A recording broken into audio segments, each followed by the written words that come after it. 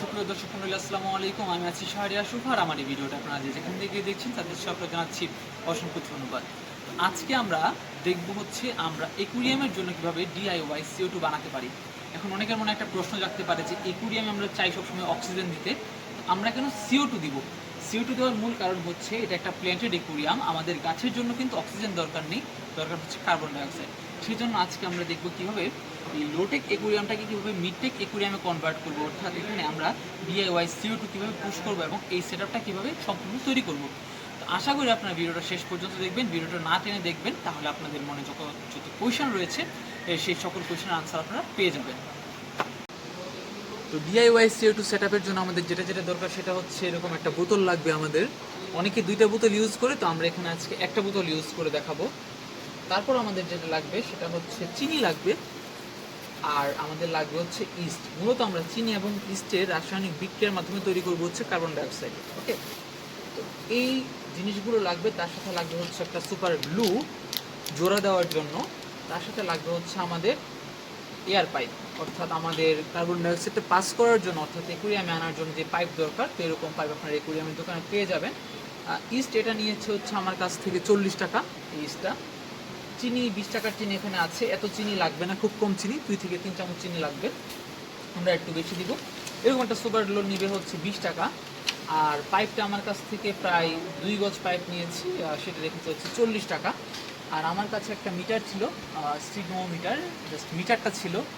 সেই মিটারটা আপনারা আসলে কিনতে পাবেন কিনা জানি না, এটা প্রেশারের মেশিনের যে মিটার, আমি যদি সোজা বাংলায় বলি প্রেশারের মেশিনের যে মিটার, সেই মিটারটা। ওকে, তো চলুন দেখা যাক আমরা কীভাবে কাজটা শুরু করব। তো দর্শক মণ্ডলী, আপনারা দেখতেই পাচ্ছেন আমাদের যে এই বোতলের ক্যাপটা, অর্থাৎ এই যে বোতলের ক্যাপটা, এই ক্যাপটাতে আমাদের দুটো ফুটো করতে হবে। একটা ফুটো দিয়ে মিললে হচ্ছে আমাদের কার্বন ডাইঅক্সাইডটা একুরিয়ামে যাবে, এবং অন্য একটা ফুটো দিয়ে আসলে আমরা হচ্ছে যে আমাদের যে দেখবো প্রেশারটা কতটুকু আসে সেটা। তো অলরেডি আমি একটা ফুটো করে রেখেছি, আপনারা দেখতে পাচ্ছেন একটা ফুটো অলরেডি করা হয়েছে। আমি আরেকটা ফুটো করব। তো আমি এখন দেখাচ্ছি আমরা এই ফুটোটা কীভাবে করব।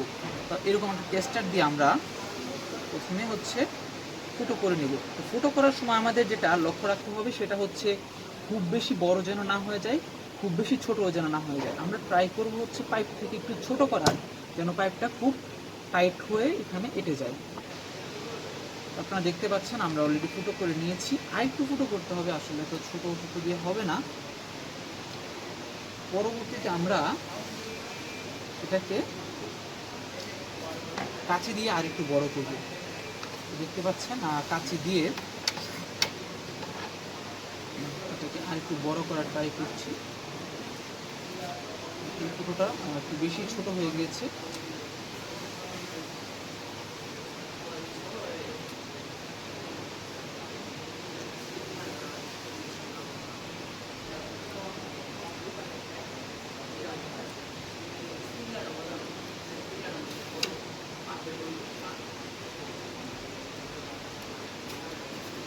দর্শক বন্ধুরা, আপনারা দেখতেই পাচ্ছেন যে এখানে আমাদের ফুটোটা হয়ে গিয়েছে।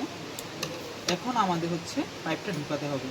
তো পাইপটা ঢুকানোর একটা নিয়ম আছে খুব সুন্দর, যেটা আপনাদের অনেকেরই পাইপটা ঢুকানো ভেজাল হতে পারে। দেখেন আমি কীভাবে, একটু ভালো করে দেখেন। পাইপটাকে ঠিক এই যে এভাবে চাপ দিবেন, চাপ দেওয়ার পর আপনারা ফোল্ড করবেন।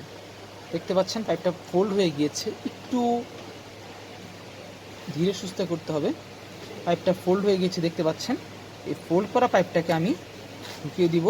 দেখতে পাচ্ছেন কতটা ইজিলি ঢুকে গিয়েছে, কতটা ইজিলি ঢুকে গিয়েছে আপনারা দেখতেই পাচ্ছেন। এই পাইপটা আর একটু টাইট হয়েছে। আমরা দুইটা পাইপেই এতটুকু নিয়ে রেখে দিব। এখন আমাদের কাজ হচ্ছে যে এই দুইটা অংশ সিল করে দেওয়া। কারণ কি, আমরা যেহেতু গ্যাস তৈরি করছি, আমাদের কিন্তু এই অংশটাতে ইজিলি গ্যাস বের হয়ে যাবে। আমাদের মূল উদ্দেশ্য থাকবে হচ্ছে যেন বিন্দু পরিমাণ গ্যাস বের না হয়ে যায়। কারণ এমনি আমরা CO2 DIY করছি, এরপরে মানে হচ্ছে অল্প CO2 আমরা উৎপাদন করতে পারছি। তারপর যদি আবার হচ্ছে এটা লিক হয়ে যায়, তাহলে কিন্তু আমরা আশানুরূপ ফলাফল পাবো না। হচ্ছে আমরা এটাকে সিল করে দেবো। তো সিল করার জন্য আমরা পাউডার ইউজ করব। এখন আমি আপনাদেরকে দেখিয়ে দিচ্ছি।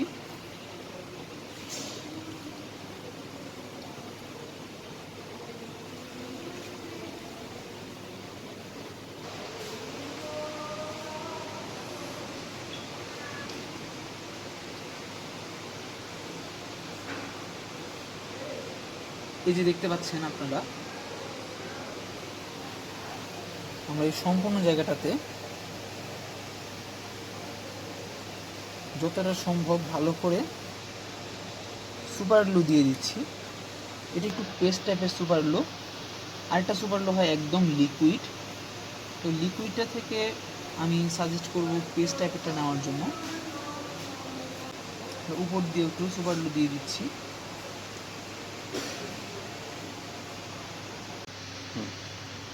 তো দর্শক মণ্ডলী, আপনারা দেখতে পাচ্ছেন যে আমাদের যেই ক্যাপটা সেটা কত ভালোভাবে সিল্ড হয়ে গিয়েছে। এদিক দিয়ে আমরা একটু ভালোভাবে সিল করেছি দেখার সৌন্দর্যের জন্য, আর এদিক দিয়ে আমরা হালকাভাবে সিল করে দিয়েছি। এটা আর ছুটার কোনো সম্ভাবনা নাই।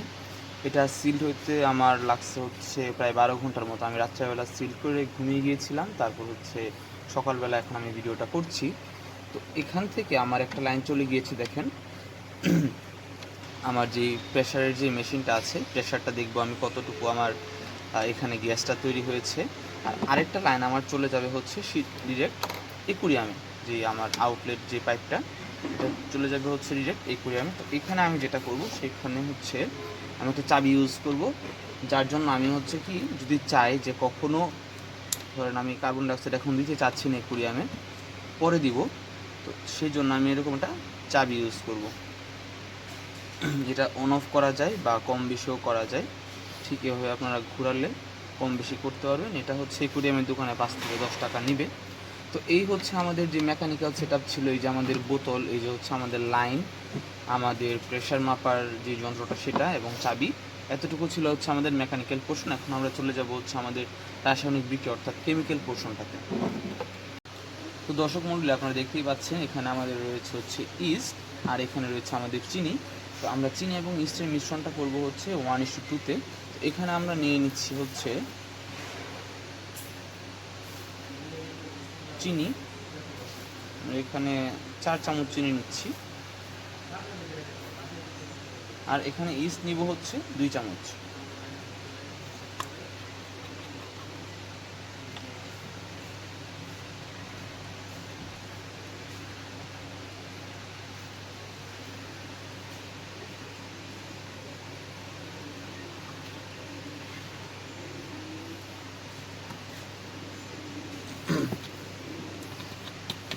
তো দেখতেই পাচ্ছেন আমাদের এখানে চিনি এবং ইস্ট নেওয়া কমপ্লিট হয়ে গিয়েছে। এটাকে এখন আমরা বোতলে ভরে দিব।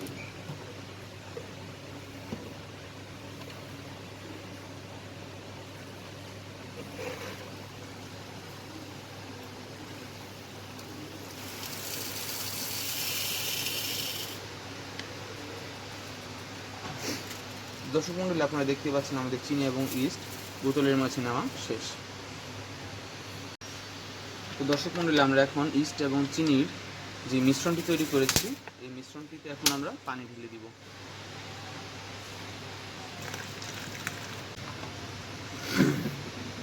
তো আপনারা দেখতে পাচ্ছেন এখানে আমরা হচ্ছে ইস্ট এবং চিনি দ্রবণটি করে নিয়েছি। এখন আমাদেরকে যেটা করতে হবে সেটা হচ্ছে এই ক্যাপটা আমাদের এখানে ফিক্স করে দিতে হবে। ভালোভাবে টাইট করে আটকে দিবেন যেন কোনো রকম গ্যাস লিক না হয়। তো তারপরে হচ্ছে আমরা এটাকে একটু হালকা করে গুলানোর ট্রাই করব। মিক্স করতে হবে আমাদেরকে। আমরা মিক্স করে আধা ঘন্টার মতো রেখে দিব। আসলে দেখতে হবে যে আমাদের কতক্ষণ পরে আমাদের প্রেসারের কাঁটাটা নড়ে।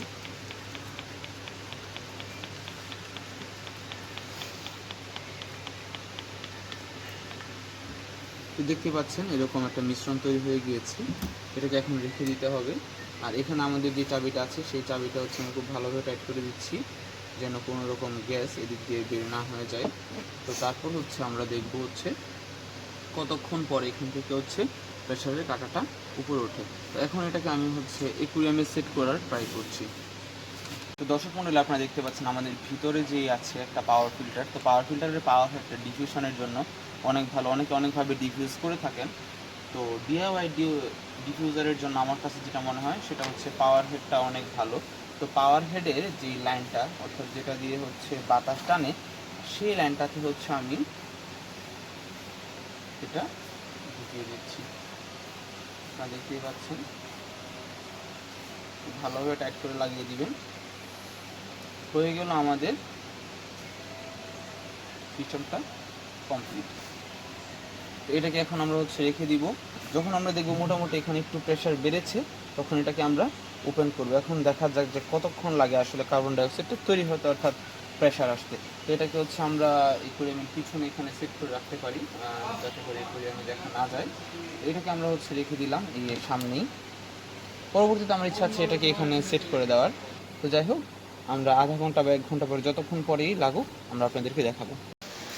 সুপ্রিয় দর্শক মণ্ডলী, এখন প্রায় 1 ঘন্টা পর আপনারা দেখতে পাচ্ছেন আমাদের এখানে যেই প্রেশারের যে কাঁটাটা রয়েছে সেটা প্রায় 30-এর কিছুটা উপরে রয়েছে, অর্থাৎ এখানে অলরেডি গ্যাস সৃষ্টি হয়ে গিয়েছে। তো আপনারা দেখতেই পাচ্ছেন এখানে বোতলটি রয়েছে, যে এই বোতলে অলরেডি গ্যাস উৎপাদন শুরু হয়ে গিয়েছে। যে উপরে দেখতে পাচ্ছেন বুদবুদ তৈরি হয়েছে। আর এই বোতলের মুখটাতে আমি যেটা করেছি সেটা এখানে আমি থ্রেড টিপ পেঁচিয়ে দিয়েছি, যেন কোনো রকম গ্যাস এখান থেকে লিক না হয়। তো এই ছিল আমাদের কার্বন ডাইঅক্সাইডের সেটআপ। ডিআইওয়াই কার্বন ডাইঅক্সাইড আমরা কীভাবে উৎপাদন করতে পারি আপনারা দেখতে পাচ্ছেন এখানে প্রেশার রয়েছে। এখন যদি আমি এই চাবিটা খুলে দিই, তাহলে আপনারা দেখতে পারবেন ওদিক দিয়ে আস্তে আস্তে কার্বন ডাইঅক্সাইড বের হওয়া শুরু হবে। এই যে আপনারা দেখতে পাচ্ছেন কতটা জোরে বের হচ্ছে। আমার এতটা জোরে বের হওয়ার দরকার নেই, আমি একটু কমিয়ে দিব। আপনাদেরকে জাস্ট দেখানোর জন্য আমি এক হাতে করছি। যে দেখতে পাচ্ছেন অল্প অল্প করে কিন্তু এদিক দিয়ে কার্বন ডাইঅক্সাইডটা বের হবে, দেখতে পাচ্ছেন। এটাকে আমি এক হাতে করছি, তাই একটু কন্ট্রোল করতে আমার প্রবলেম হচ্ছে। তো আপনারা ঠিক এভাবেই DIY CO2 তৈরি করতে পারেন। আশা করি ভিডিওটা আপনাদের ভালো লেগেছে। তো ভিডিওটা কেমন লাগলো এবং আপনাদের যদি কোনো কিছু জানার থাকে তাহলে অবশ্যই আমাকে আপনারা কমেন্ট করে জানাবেন। ভিডিওটি দেখার জন্য সবাইকে ধন্যবাদ। আল্লাহ হাফিজ, আসসালামু আলাইকুম। বিদায় নিচ্ছি আমি শাহরিয়ার শুভ।